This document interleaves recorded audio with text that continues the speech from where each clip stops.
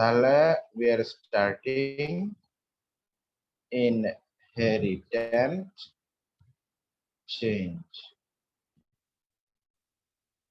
যেটা আমাদের A2 বায়োলজিতে one of the biggest chapter.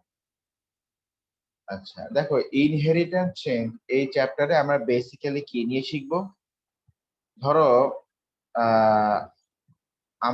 যখন লিভিং থিংস এর মধ্যে ইনহেরিটেন্স হয়, ইনহেরিটেন্স মানে কি, এক জেনারেশন থেকে আর এক জেনারেশন যখন এমার্জ করে তখন কি হয়, এই জেনারেশনের ক্যারেক্টারিস্টিক্স গুলো more or less either same থেকে অর স্লাইটলি মডিফাইড হয়ে কিছুটা এই জেনারেশনে ট্রান্সফার হয়।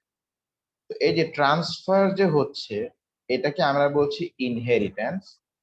আর এই হ্যাঁ এই যে এই মানে ক্যারেক্টারিস্টিক গুলো যে ট্রান্সফার হচ্ছে from one generation to another generation, এটাকে আমরা বলছি ইনহেরিটেন্স।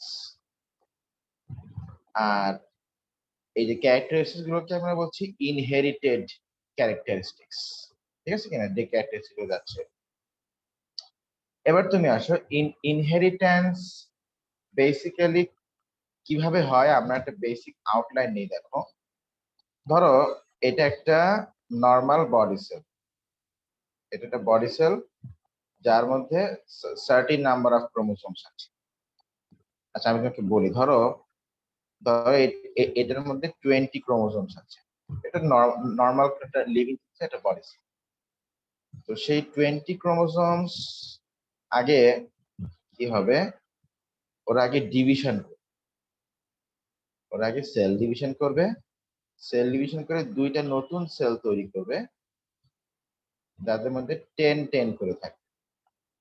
এই তা দেখো তো, নর্মাল সেলে ছিল 20, আর এই সেলগুলোতে কত করে, 10 করে না?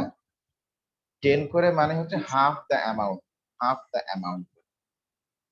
তারপর ঠিক অপোজিট, ধরো এইটা হচ্ছে মেল জেন্ডার, ঠিক অপোজিট জেন্ডার মানে female gender of the same species, ওর মধ্যে 20টা আছে টোটাল ক্রোমোসোম।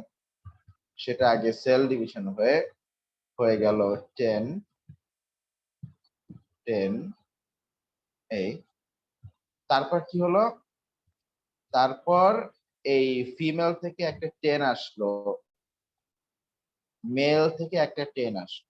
আচ্ছা এখানে আমি যে জিনিসটা তোমাকে বলতে চাচ্ছি দেখো, তার মানে কি এখানে মেলস থেকে কিছু মানে ক্যারেক্টারিস্টিক্স আসলো, আর ফিমেল থেকে কিছু ক্যারেক্টারিস্টিক্স আসলো, তাই না?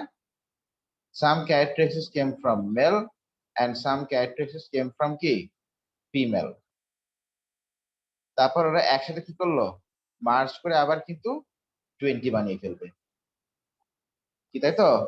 ওরা একসাথে মার্জ করে বলো আবার কি